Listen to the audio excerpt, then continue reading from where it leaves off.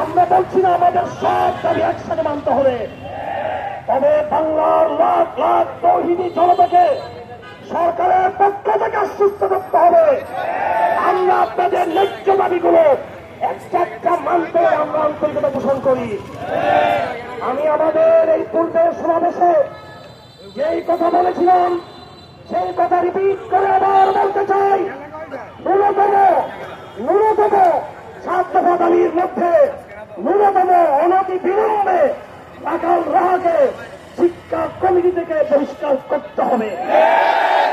এই বিষয়ে আমরা ছাড় দিব না, আমরা ছাড় দিব না। কিছু কিছু বুদ্ধিজীবী এই নাস্তিক কুখ্যাত গালিব গ্রেপ্তার হয়েছিল, গালিবটা কি তার নাম, এই গালিবের পক্ষে কিছু তথাকথিত ভণ্ড ভারতীয় দোষর তার মুক্তির দাবি করেছে। কোন নাস্তিকের মুক্তি দাবি করলে সেও নাস্তিক হয়ে যাবে। কোন মুর্তাদের পক্ষে কেউ যে অবস্থান নেই তার ইমান বহাল থাকবে না। নবীর দুশ্মনের পক্ষে যারা বিক্রি দিবে সেও নবীর দুশ্মন বলে চিহ্নিত হবে আল্লাহর কাছে। যাই হোক, সম্মানিত সমাবেশ, আমরা আমাদের ধৈর্যের পরিচয় দিচ্ছি। আজকের মতো আমাদের শান্তিপূর্ণ সমাবেশ এখানে আমরা সমাপ্তি ঘোষণা করছি। আপনারা সকলে প্রস্তুত থাকবেন।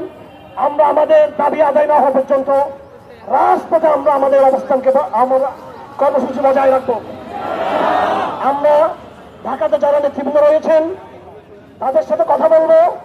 সমগ্র বাংলাদেশের তৌহিদি জনতার যেই মেরুকরণ তৈরি হয়েছে, একদিকে স্বার্থপর নেতৃত্ব আর একদিকে বিশুদ্ধবাদী তৌহিদের নেতৃত্ব।